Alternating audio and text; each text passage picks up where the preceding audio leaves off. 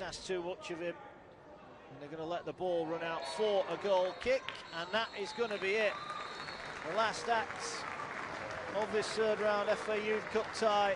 Leeds were right in it at half-time at 1-1. Cardwell put Reading in front on 16 before Stokes with a fine goal levelled it up just after the half-hour mark. But Stokes had a couple of chances at the start of the second half. The manager was here tonight, I believe. Yeah.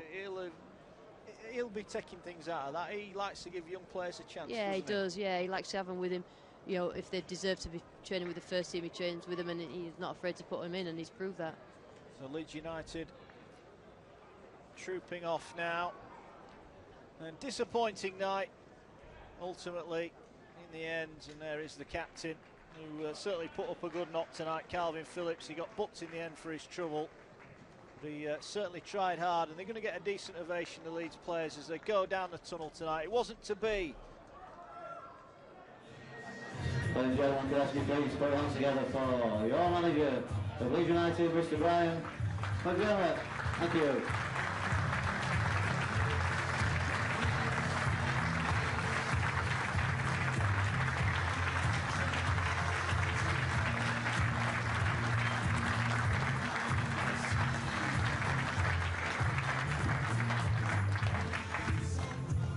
Thank you, good evening and welcome to Glorious Bar. Christmas one. I don't know why the hell it's Christmas one. I have a Christmas one. So we'll be wishing you a Merry Christmas later on. Without further ado, of course, great pleasure to have him here, as always. Gentleman who the actual evening's named after. Obviously, big round of applause for Hotshot Peter Lorimer.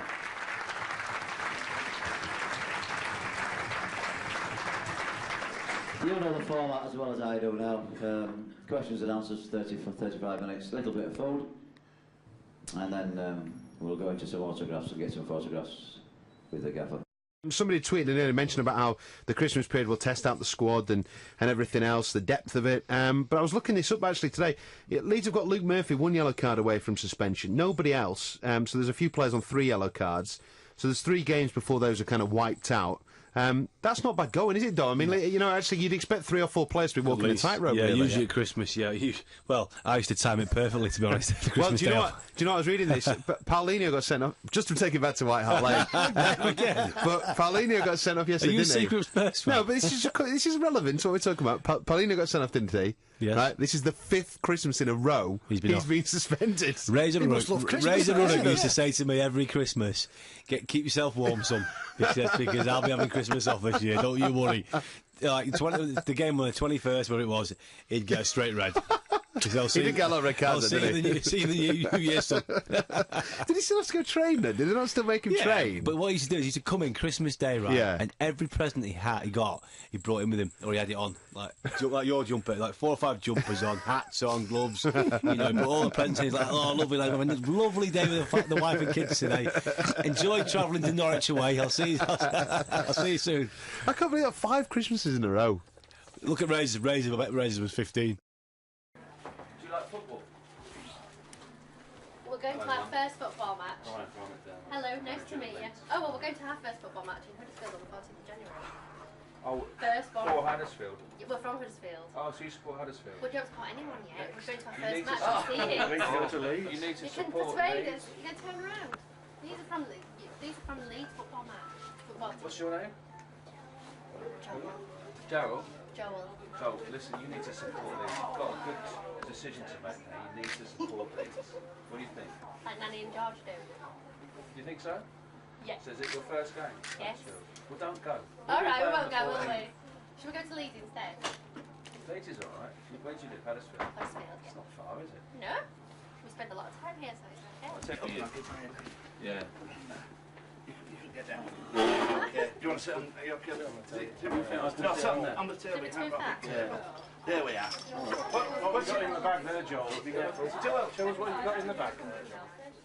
How would you be, Brian, if he was fit at the moment? Are you saying that he'd be in serious contention to be in the 18? Who? Aribi. Yeah, yeah, I think so. I think he'd be in with a shout, you know, from what I've seen. But he hasn't trained for a few days. And that's a godsend, you know, that you know, we've brought someone in like that, and I wouldn't want to put too much expectation on his shoulders.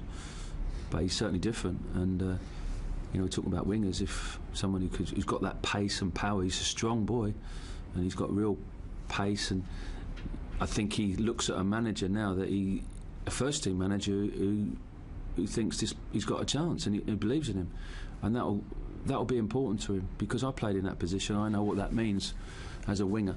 You know, you need a manager that believes in you. Just wish I found one. Right,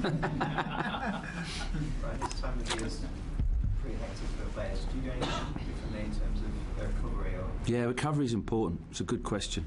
I think all you talk about at this time of the year is recovery, not so much training. It's about trying to recover the player to play in the next game.